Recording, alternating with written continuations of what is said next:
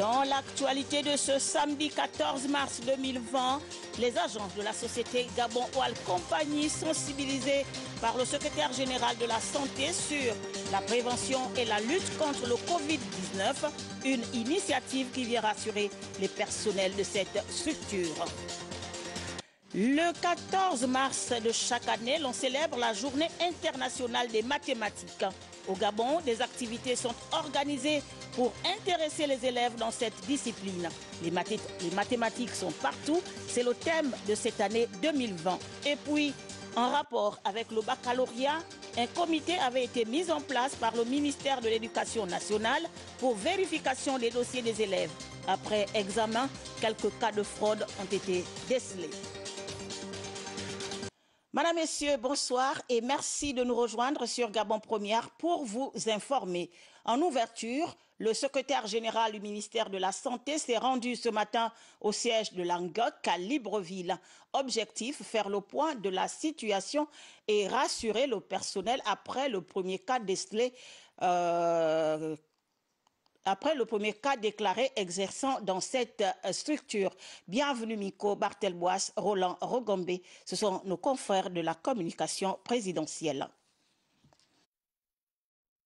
Faire le point et stratifier les contacts du patient zéro du Covid-19 au Gabon, mais aussi rassurer le personnel de la GOC où il exerce. C'est le but de la présence exceptionnelle des autorités sanitaires du pays ici ce samedi. Donc nous sommes venus aujourd'hui, ce matin, au niveau de la GOC, rencontrer la direction générale pour faire le point sur les personnes qui ont eu un contact étroit avec le premier cas déclaré. Le directeur général nous a fourni une liste, les investigations sont en cours pour essayer de stratifier en termes de contact étroit direct, contact étroit indirect et également des personnes qui n'ont pas eu de contact avec sa première. L'initiative fait suite à la mise en quarantaine domiciliaire de la famille de ce compatriote âgé de 27 ans. Elle a également permis de désinfecter entièrement les services de la GOC. Donc les équipes sont là, en train de travailler. Et pour ce qui est des personnes qui ont été en étroit contact avec ce compatriote, effectivement, ils seront mis en quarantaine dans une des structures de mise en quarantaine retenues par le gouvernement gabonais. Et ceci était de nature à rassurer les collègues, parce qu'il faut dire que le virus Corona, aujourd'hui, fait des ravages dans le monde entier. C'est devenu une pandémie du point de vue de l'OMS. Et donc, voir les agents du ministère venir vers nous, c'était davantage plus rassurant. D'autant que, comme aujourd'hui on le sait tous, le premier cas a été détecté au sein de notre entreprise. C'est un collègue qui rentrait du voyage et les personnes qu'il a côtoyées sont naturellement aujourd'hui psychologiquement atteintes. Et donc il était important pour nous, aujourd'hui beaucoup plus rassurant. Avec la fermeture des établissements scolaires et universitaires sur l'ensemble du territoire national, plusieurs mesures ont été prises pour endiguer le Covid-19. Et selon les autorités sanitaires, l'état de santé du patient zéro arrivé de Bordeaux le 8 mars dernier s'améliore progressivement.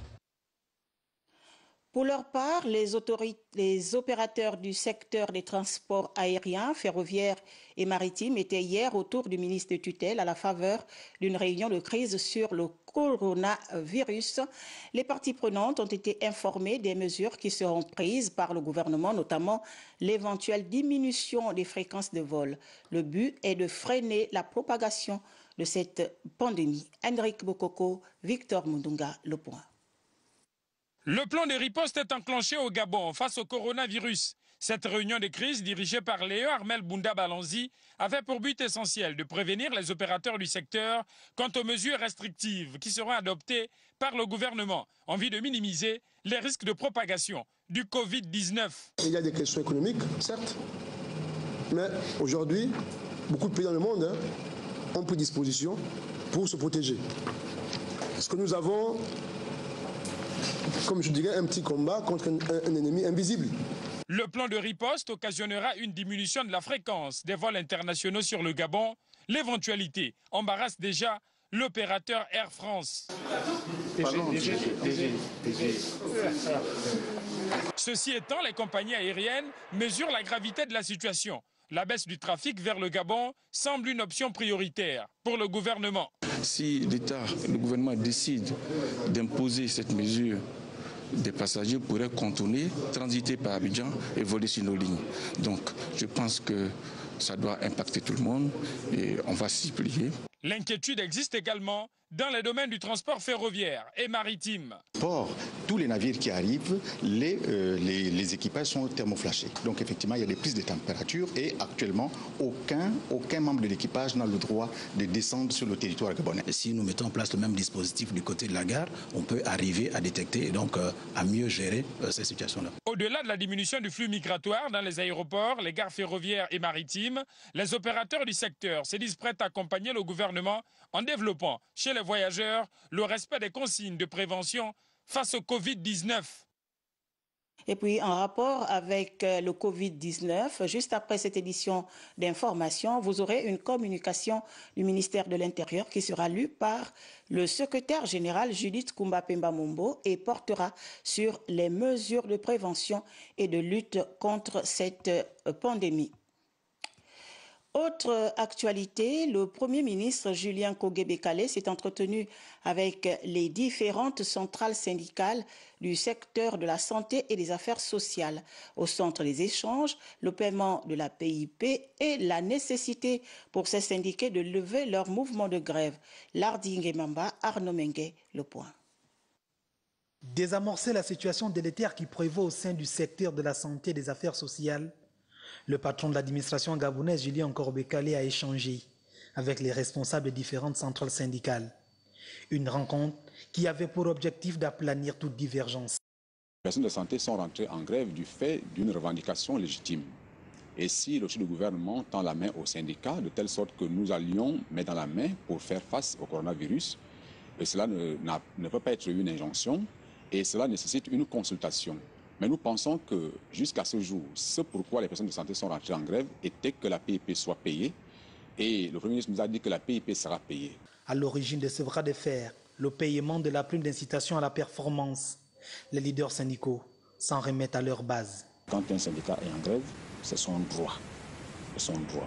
Et que ce syndicat ne peut pas suspendre un moment de grève à la demande du Premier ministre ou de n'importe qui sans pourtant tenir compte de la position de la base. Nous ne pouvions rien dire au Premier ministre, parce que nos chefs, ce sont nos bases. Et donc nous allons convoquer un piquet de grève lundi à 9 h pour tous les agents du secteur social pour leur livrer intégralement le message du Premier ministre. Donc ce sera à cette base d'apprécier. Julien Kogué-Bekale appelle les syndiqués à un sursaut patriotique. Également dans ce journal, le palais de justice de Libreville vient de prêter son cadre aux agents de l'Institut d'hygiène publique et d'assainissement à l'occasion de leur prestation de serment. Cette cérémonie solennelle a vu la présence des parents et amis de ces agents de l'Institut d'hygiène publique et d'assainissement qui interviennent dans les arrondissements et au niveau des postes aux frontières. Reportage Téclair Mekumovono. Ce sont 69 agents de l'Institut d'hygiène publique et d'assainissement, IHPA, qui ont prêté serment ici devant les représentants de la Chambre civile du tribunal de première instance de Libreville. C'est une façon de rehausser le corps parce que le génie sanitaire est un corps de métier reconnu par la fonction publique et lorsqu'on a prêté serment, on valorise notre génie sanitaire. Ces prestations vont s'étendre au niveau des 9 provinces. L'Institut d'hygiène publique existe depuis 2001. Et depuis 2001, il y a déjà plus de 4 cuvées de prestations de serment. Déjà moi qui suis en face de vous, nous sommes toute la première cuvée. La direction générale de l'Institut d'hygiène publique et d'assainissement comprend entre autres le laboratoire des eaux, le laboratoire de l'hygiène alimentaire, le service d'hygiène publique et celui de l'assainissement avec des corps de métier bien spécifiques. Nous avons dans ce corps de métier différentes catégories. Nous avons des docteurs en génie sanitaire, il y a des ingénieurs en génie sanitaire, des techniciens supérieurs en génie sanitaire et les agents de génie sanitaire. Avec nos missions que nous accomplissons sur le terrain, ce serment vient à point nommé pour renforcer non seulement nos effectifs, mais aussi nos capacités à pouvoir traiter les problèmes liés à l'hygiène et à l'assainissement. Une fois assermentés, Ces agents peuvent procéder à la saisie ou destruction des produits suspectés avariés ou dangereux, décider de la fermeture d'un établissement ou établir des amendes sur constat d'insalubrité. Le Gabon célèbre ce 15 mars la Journée mondiale des droits des consommateurs avec pour thème la consommation durable. Sur le territoire national, les manifestations et les échanges porteront sur la problématique de la gestion des emballages plastiques. Nous vous proposons un extrait de l'allocution circonstancielle prononcée par le ministre de l'Économie et des Finances, Jean-Marie Ogandaga. Il est au micro de Cyril Bertrand Galekouo et Pierre Claver est là. À l'instar de la communauté internationale, notre pays célèbre le 15 mars de chaque année la Journée mondiale des droits des consommateurs. Instituée par les Nations Unies, cette journée permet aux consommateurs de se rassembler afin d'échanger sur la problématique de grande importance. Le thème international retenu cette année est la consommation durable. Dans notre pays, les manifestations et les échanges organisés porteront sur la problématique de la gestion des emballages plastiques au Gabon. En effet, la surconsommation de plastique, en raison de sa forte demande dans différents secteurs, est un problème majeur que le monde doit résoudre. Ainsi, les impacts environnementaux négatifs liés au plastique sont nombreux, avec des implications pour la santé humaine et animale. Cette journée nous donne l'opportunité d'exhorter les organismes en charge de la réglementation, les entreprises, les consommateurs, à une prise de conscience quant à l'urgence de concevoir ensemble un modèle de consommation durable dans notre pays. Nos regards se portent et tournent tout naturellement vers les principaux secteurs qui sont le secteur alimentaire et industriel. Voilà, vous suivrez l'intégralité de cette allocution dans nos programmes du soir. Retour sur les temps forts du séminaire atelier initié à l'intention des honorables députés sur l'évaluation des politiques publiques. Des travaux en atelier qui se sont soldés sur un certain nombre de recommandations. Reportage Jean-Rodrigue Bigundo, Valérie Charles Poulangoy. La partie pratique du séminaire atelier initié par le président de l'Assemblée nationale, Faustin Boukoubi, sur l'évaluation des politiques publiques à l'intention des honorables députés aura été l'étude de quelques cas au sein de 3 ateliers animés par des experts universitaires. Notre intervention ce matin a porté sur 2 aspects. Premièrement, sur les aspects conceptuels et méthodologiques donc, de l'évaluation des politiques publiques. Et dans un deuxième temps, nous avons traité uniquement de cas, donc ça a été de la pratique, des exercices pratiques pour permettre aux honorables députés de pouvoir se familiariser avec les méthodes qu'ils avaient apprises dans le séminaire, dans la conférence précédente. Partant des concepts théoriques portant sur l'évaluation des politiques publiques au cadre légal de la budgétisation par objectif de programme BOP, en passant par les principales méthodes utilisées dans l'évaluation des dites politiques et leurs fonctions, autant d'outils portés à la connaissance des honorables députés.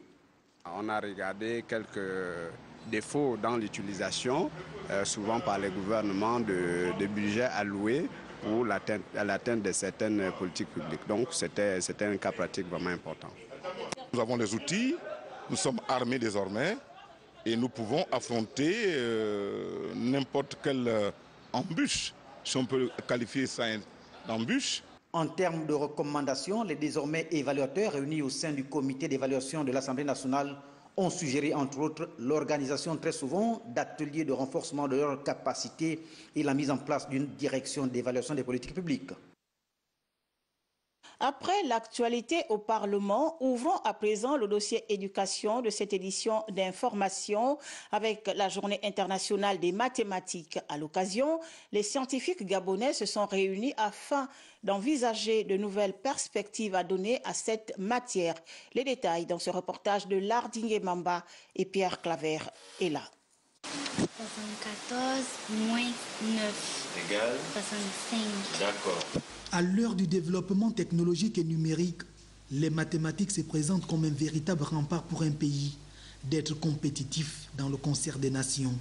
En cette journée internationale dédiée à cette discipline, les mathématiciens gabonais étaient en conclave afin de réfléchir sur les nouvelles orientations à impulser à cette matière. Mon exposé de tout à l'heure consistait à parler des mathématiques dans les jeux de hasard. Comment, avec le simple jeu, les gens font en réalité des véritables mathématiques. Et en particulier, les gens font des probabilités. Promouvoir la discipline afin de susciter des passions et de démystifier les a priori sur l'apprentissage des mathématiques, les praticiens appellent les jeunes à s'orienter vers les sciences. Il faut vraiment encourager les jeunes à faire les mathématiques. Parce que le pays se développe par la technologie. Et la technologie, c'est la science. La science, la base, sont les mathématiques. Si vous avez un pays où les jeunes s'intéressent plus à la littérature, vous allez vous rendre compte que le pays ne va pas avancer.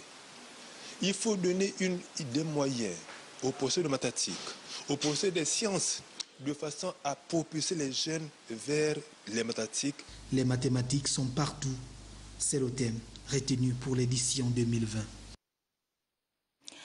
Quelques jours après la rencontre entre le ministre de l'Éducation nationale et les partenaires sociaux face à la situation des dossiers rejetés pour l'inscription aux examens nationaux, une commission a été mise en place et a pour objectif d'examiner les dossiers en présence des élèves concernés.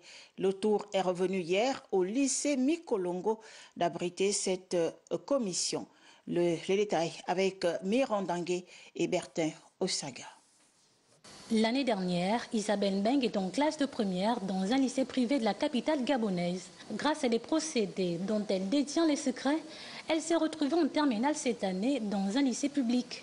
Face à une commission mise en place par l'Éducation nationale, elle livre les secrets de sa démarche. Je voulais aller au lycée d'État. On m'a demandé une somme de 150 000 vu que j'étais en terminale. 150 000 pour la classe de terminale. Vu que j'étais en terminale. Maintenant, j'ai donné les 150 000. Bon, la dame m'a joué un peu. Elle a dit que les places étaient prises, que je suis venue en retard. Pourquoi elle m'a mis ici. Au lycée Mikolongo, le cas de cet élève n'est pas isolé. On recense près de 11 dossiers rejetés pour l'inscription aux examens nationaux. Au lycée Mikolongo, nous avons déposé tous les dossiers. Ici, on fait les bulletins. Nous cherchons à fréquenter l'année dernière, la moyenne qu'ils ont obtenue et comment ils ont fait pour s'inscrire cette année dans le nouvel établissement. Il faut dire que cette opération ne s'arrêtera pas seulement à Libreville. C'est une opération qui va s'étendre dans les établissements de l'intérieur du pays. Aujourd'hui, certains acteurs de l'éducation estiment que de tels comportements sont une des causes du niveau de l'échec scolaire et de la baisse de réussite aux examens nationaux. Contourner ces stratégies permettrait certainement de ralentir cette gangrène qui s'est développée depuis des années.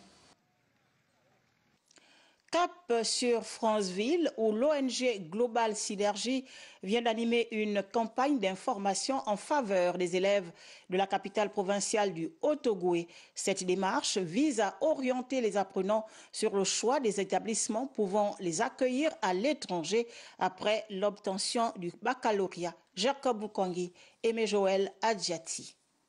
Salle des réunions d'un hôtel de la place Archicomble. Les apprenants, pour la plupart élèves de classe de terminale dépourvus d'informations nécessaires quant au tuyau d'orientation après obtention de leur baccalauréat, sont venus combler ce vide par la contribution des membres de l'association Global Synergie, bien outillés à la matière. Nous avons l'habitude d'organiser des salons de l'étudiant gabonais à Libreville. Mais après, nous avons fait le constat que nos frères et sœurs de l'intérieur du pays sont souvent oubliés. Et c'est la raison principale pour laquelle nous avons choisi d'attaquer l'intérieur du pays. Et comme première destination, nous avons choisi le Haut-Ogooué, plus précisément à Franceville. Nous avons fait le constat que beaucoup de nos frères et sœurs, lorsqu'ils vont à l'étranger, ils subissent souvent beaucoup de choses négatives. Comme par exemple, ils se font escroquer ou ils sont orientés dans des mauvaises universités. Donc nous, à notre niveau, nous essayons de coordonner cet aspect-là pour que demain, nos frères ne puissent plus vivre ce genre de réalité sur le terrain. Fort de certaines garanties dégagées par Global Synergie sur les démarches pour étudier à l'extérieur, Les futurs bacheliers ont marqué leur adhésion totale à cette grand-messe pédagogique. Ce que j'ai retenu, c'est que c'est un pas pour notre chemin à courir après le baccalauréat. Une initiative qu'ils ont prise afin de nous choix après le bac. Rappelons que pour l'année 2019-2020, Global Synergy a traité 80 dossiers, obtenu 78 visas, soit 98% de postes. Et puis, la propreté des toilettes ou vestiaires dans les établissements scolaires semble être un sujet tabou. Mais à y voir de près, il s'agit d'une situation préoccupante car le rendement des élèves dépend des conditions d'apprentissage. Nos reporters Esmine Kayumba et Pierre Claverella se sont rendus dans quelques établissements de la place et ont fait ce constat que nous vous invitons à suivre. Du primaire au secondaire, le constat est le même. Soit vous avez des toilettes bien entretenues avec un système de ménage assez efficace mais pas de fourniture en eau. Soit vous avez de l'eau en permanence mais les latrines sont carrément bouchées ou inaccessibles. Pour faire mes besoins, je suis obligé de retourner chez moi parce que à l'intérieur, je n'arrive pas à rentrer vu qu'il n'y a même pas la place pour mettre les pieds. Les toilettes sont tellement sales. Je me soulage juste dehors, mais je ne rentre pas dans les toilettes. S'ils peuvent enlever directement détruire tout ça pour faire d'autres toilettes avec eau à l'intérieur, ça nous rend un bon service. Avec ou sans eau, comment les responsables d'établissements scolaires gèrent-ils cette situation qui pourrait être un facteur d'échec scolaire quand on sait qu'un élève mal à l'aise ne peut donner le meilleur de lui-même? Nous avons constaté que les élèves avaient du mal à se soulager et ça a accumulé bon nombre d'entre eux à l'extérieur de l'établissement. Ce constat nous a conduit tout simplement à mettre un dispositif de conduite d'eau et de réaménagement des toilettes qui existaient mais qui se trouvaient bouchées. Nous avons une équipe de 3 ménagères qui sont affectées dans les différents niveaux que nous avons, notamment le pré-primaire, les premières classes du primaire et les plus grands. Donc les tâches sont partagées, chacune sait quoi faire. L'état des vestiaires dans les écoles, que cela ou négatif, la question mérite d'être évoquée lors de la journée mondiale des toilettes célébrée tous les 19 novembre de chaque année. Dans le Komomonda, les agriculteurs de la commune de Ntoum viennent de bénéficier des kits pour faciliter le travail d'agriculture. Le don est de la Sotrader qui intervient dans le programme Graines initié par le chef de l'État Ali Bongo Ondimba. Le récit est de Cabrel Guilain Lemami. Encourager la population gabonaise à s'investir davantage dans le travail de la terre, c'est ce qui justifie ce don de la Sotrader, composé de motos, tracteurs, brouettes, pelles et râteaux. Les principaux bénéficiaires sont les agriculteurs de la commune de Ntoum qui s'impliquent et croient au programme Graines. Les 10 kits ont été remis par le coordinateur au projet d'appui à la Banque africaine de développement au niveau du programme Graines. La Sotrader qui s'occupe de la mise en œuvre du programme Graines, pour un effet d'efficacité et de proximité par rapport aux bénéficiaires, m'a mandaté ce jour en tant que coordinateur de venir appuyer ceux qui ont cru au travail de la terre. Je crois à la vision du président de la République qui a été initiateur du projet. Pour tous ceux qui pensent que la terre ment, je crois que c'est un défi à relever. Avec ces outils, ces agriculteurs satisfaits du geste pourront désormais optimiser leur production. On remercie d'abord l'État gabonais qui a pensé à nous, la femme rurale. Et vraiment, ça nous donne l'encouragement de bien travailler en association et en coopérative. Un geste très louable et très appréciable. Je suis très heureux et très fier d'avoir reçu ce don. Ça nous permettra de soulager la pénibilité de notre travail. Pour un effet d'efficacité, le donateur entend appuyer davantage ceux qui croient au travail de la terre. Autre volet de l'actualité, les avocats de Pascal Oyougou, incarcérés à la prison centrale de Libreville depuis quelques années, ont donné une conférence de presse à Libreville. Occasion pour maître Eric Igaïga et Jean-Rémy Batsansa d'expliquer aux hommes des médias les procédures et moyens utilisés jusqu'ici pour libérer leurs clients. Le reportage est de Frédéric Yendamokula. Face à la presse, Maître Igaïga et Batsansa, avocat à la Cour, s'interroge toujours sur la non-application par les juges en charge du dossier de leurs clients des délais fixés par la loi concernant notamment la détention préventive qui aurait selon eux excédé les 2 ans. Dans son arrêt rendu le 24 février 2020, la Chambre d'accusation spécialisée constate que M. Oyougou est actuellement détenu depuis le 12 septembre 2019. C'est la Chambre d'accusation qui le dit. Par conséquent, elle invite le parquet général à tirer toutes les conséquences de droit qui en découlent. Et pourtant, toutes les procédures judiciaires usitées par cette partie défenderesque ont été épuisées. Mais nous avons franchi toutes les étapes et nous sommes restés strictement dans la procédure, donc dans la loi. Nous n'avons jamais voulu faire autre chose que cela. Est-ce que nous, les avocats, nous pouvons aller au-delà? Je ne sais pas, parce que l'avocat n'a pour seule arme que le code et le droit. Le dossier suscite-t-il un traitement hautement spécial pour un épilogue positif? Bien qu'aujourd'hui nous sommes en face de cette adversité, nous creusons toujours, nous essayons d'utiliser les dernières armes juridiques qui nous restent pour tenter d'obtenir la libération de M. Oyougou. C'est depuis 3 ans déjà que Pascal Oyougou a été incarcéré à la prison centrale de Libreville où il séjourne encore. Par ailleurs, le syndicat des agents du ministère du Commerce a tenu une assemblée générale à son siège assise à Montagne-Sainte. Pour le président de ce mouvement, l'heure est au bilan de son mandat. Reportage. Une assemblée générale sous fond de bilan vraisemblablement positif des actions menées jusqu'ici par le bureau directeur du syndicat des agents du ministère du Commerce. Cette assemblée générale-là était axée sur principalement 3 points. Le premier point était de faire le point à mi-parcours. Après l'élection du bureau du SIMCO, il fallait que nous fassions le point à la base. Le second point était éventuellement de parler des problèmes qui minent notre département ministériel. Donc nous nous sommes tous accordés. Il y a des avancées significatives. Brice Meumendon n'a pas manqué de souligner ce qui a constitué la pomme de discorde entre la tutelle et la structure syndicale qui dirige, notamment l'obtention du décret de la régie, lequel leur permettra désormais de lancer leur activité sur le terrain. Les activités du ministère du Commerce vont pouvoir démarrer, c'est ce que les agents attendent. En fait, c'est l'administration du commerce qui devra éventuellement commenter là-dessus. Monsieur le directeur général du commerce est arrivé effectivement pour clarifier la situation de la régie dont on entendait le puits. Voilà pourquoi est-ce qu'en fait beaucoup de nos collègues ont dû revoir leur position. Le SIMCO n'envisage pas entreprendre un quelconque mouvement de grève présentement, eu égard aux avancées enregistrées à cette collaboration qui semble concluante avec la tutelle.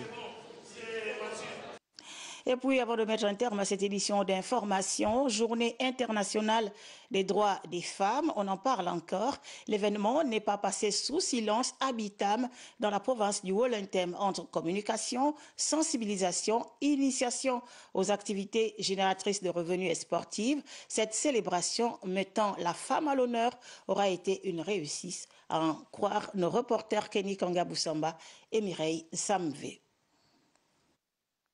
Initiation à la teinture sur tissu, à la fabrication des jus naturels, culture et exploitation du manioc, avec à côté une sensibilisation sur les infections sexuellement transmissibles et VIH-Sida, ainsi que des méthodes de contraception afin d'assurer une bonne planification familiale. Une belle brochette d'activités en l'honneur de ces femmes exceptionnelles qui, à leur manière, contribuent à l'évolution de la société. Le Gabon, notre pays, grâce à l'implication des hautes autorités, ne cesse de faire de la promotion de cette dernière son principal cheval de bataille.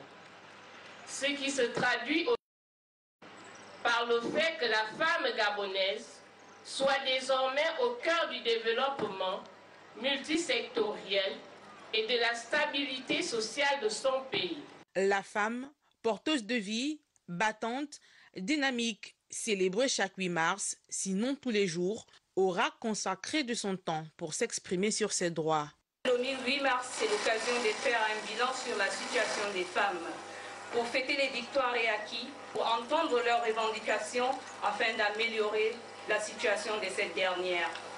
La thématique de cette année propose donc de réfléchir d'une part sur les moyens innovants permettant de faire progresser l'égalité des sexes et l'autonomisation des femmes. S'amuser tout en gardant la forme avant de joindre l'utile à l'agréable, la Journée internationale des droits des femmes, édition 2020, aura connu un franc succès à Bitam. Voilà, madame, messieurs, qui vient mettre un terme à cette édition d'information. Mais avant, le rappel des titres. Les agents de la société Gabon Oil Compagnie, sensibilisés par le secrétaire général de la Santé sur la prévention et la lutte contre le Covid-19. Une initiative qui vient rassurer les personnels de cette structure. Le 14 mars de chaque année, l'on célèbre la Journée internationale des mathématiques. Au Gabon, des activités sont organisées pour intéresser les élèves dans cette discipline. Les mathématiques sont partout, c'est le thème de cette année 2020. Et puis, en rapport avec le baccalauréat, un comité avait été mis en place par le ministère de l'Éducation nationale pour vérification des dossiers des élèves. Après examen, quelques cas de fraude ont été décelés. Madame, Messieurs, merci de nous avoir suivis. Au revoir et à demain à 20h.